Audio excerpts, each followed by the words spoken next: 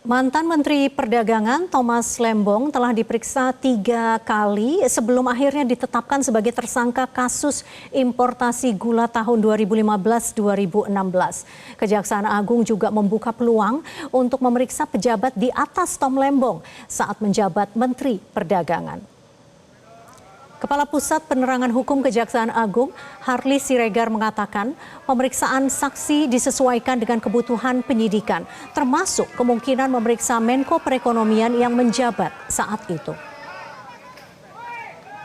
Tahun 2015, Menko Perekonomian hadir dalam rapat koordinasi antar kementerian yang menyimpulkan Indonesia surplus gula, sehingga tidak membutuhkan impor. Namun Tom Lembong memberikan izin persetujuan impor gula kristal mentah kepada perusahaan swasta.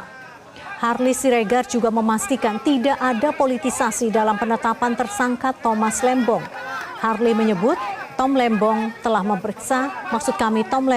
diperiksa sebanyak 3 kali sebagai saksi sejak dimulainya penyidikan pada Oktober 2023.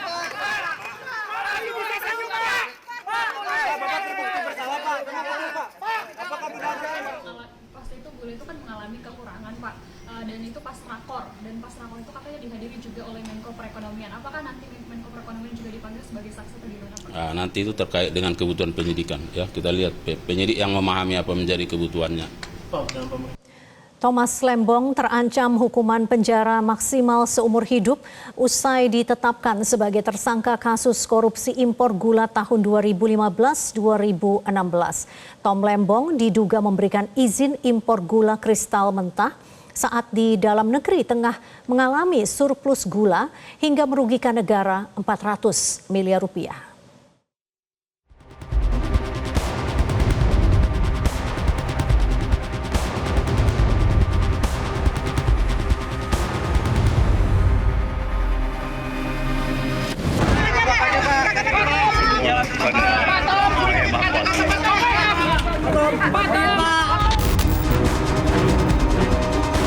Thomas Trikasih Lembong hanya tersenyum saat hendak dibawa ke rumah tahanan Salemba, cabang Kejaksaan Negeri Jakarta Selatan. Mantan Menteri Perdagangan itu ditetapkan sebagai tersangka kasus dugaan korupsi impor gula tahun 2015-2016 oleh Kejaksaan Agung Selasa malam.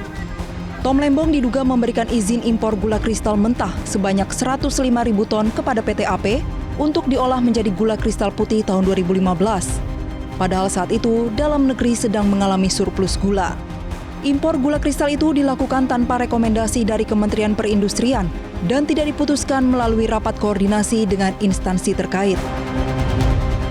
Perdagangan, yaitu saudara TTL, memberikan izin persetujuan impor gula kristal mentah sebanyak 105.000 ton kepada PT AP yang kemudian gula kristal mentah tersebut diolah menjadi gula kristal putih atau GKP. Menteri Perdagangan dan Perindustrian nomor 527 tahun 2004 yang diperbolehkan impor gula kristal putih adalah BUMN. Tetapi berdasarkan persetujuan impor yang telah dikeluarkan oleh tersangka TTL, impor gula tersebut dilakukan oleh PT AP dan impor gula kristal mentah tersebut tidak melalui rapat koordinasi atau rakor dengan instansi terkait serta tanpa adanya rekomendasi dari Kementerian Perindustrian guna mengetahui kebutuhan real gula di dalam negeri. Setelah penyidik memeriksa 90 saksi, Kejaksaan Agung juga menetapkan Direktur Pengembangan Bisnis PT Perusahaan Perdagangan Indonesia PT PPI Charles Sitorus sebagai tersangka. Pada November-Desember 2015, Charles memerintahkan staf senior manajer bahan pokok PT PPI untuk melakukan pertemuan dengan 8 perusahaan gula swasta untuk membahas rencana kerjasama impor gula kristal mentah menjadi gula kristal putih. Atas sepengetahuan Tom Lembong, persetujuan impor gula kristal ditandatangani untuk 9 perusahaan swasta. Perusahaan swasta tersebut kemudian mengimpor dan mengelola gula kristal mentah menjadi gula kristal putih, meski hanya memiliki izin sebagai produsen gula kristal rafinasi untuk industri makanan, minuman, dan farmasi.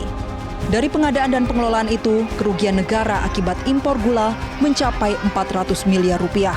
Tim Liputan Metro TV. Jelajahi cara baru mendapatkan informasi. Download Metro TV Extend sekarang.